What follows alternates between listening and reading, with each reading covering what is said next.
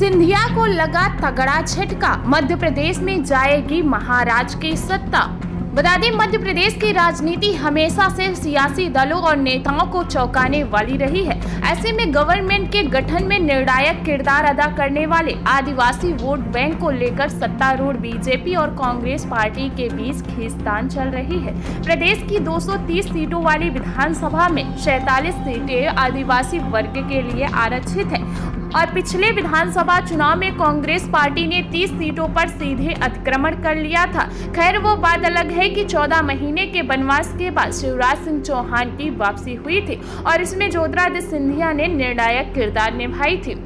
आपको बता दें कि इसी बीच ज्योतिरादित्य सिंधिया के पुराने साथी रहे कांग्रेस पार्टी के नेता सज्जन सिंह वर्मा ने बड़ा दावा किया है। उन्होंने बोला कि ज्योतिरादित्य सिंधिया कभी मध्य प्रदेश के सीएम नहीं बन पाएंगे। उन्होंने इसके पीछे के इतिहास का हवाला देते हुए बोला कि सत्तारूढ़ दल ओबीसी या फिर आदिवासी नेता को ही मौका देगी।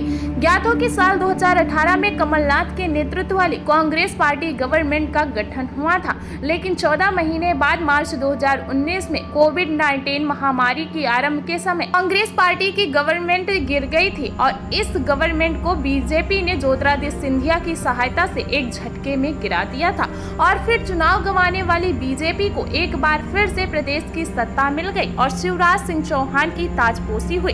इसके अतिरिक्त ज्योतिरादित्य सिंधिया के समर्थकों को भी बीजेपी में काफी मान और प्रतिष्ठा मिली।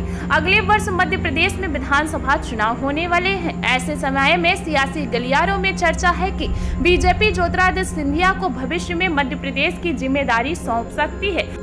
हालांकि इसका कोई औपचारिक घोषणा नहीं हुआ है। इसी बीच कांग्रेस पार्टी के नेता सज्जन सिंह वर्मा ने बड़ा दावा कर दिया है। उन्होंने कहा कि बीजेपी कभी भी ज्योतिरादित्य सिंधिया को सीएम नहीं बनाएगी। उन्होंने कहा कि मैं जितना बीजेपी के निर्णयों को जानता हूं, पार्टी राष्ट्रीय स्वयंसेवक संघ के दबाव में निर्णय करती है। ऐसे में ज्योतिरादित्य सिंधिया जैसे नेताओं को पचा पाना बीजेपी के लिए कठिनाई है। इसी वजह से पार्टी ओबीसी या फिर आदिवासी नेता को ही सीएम बनाएगी।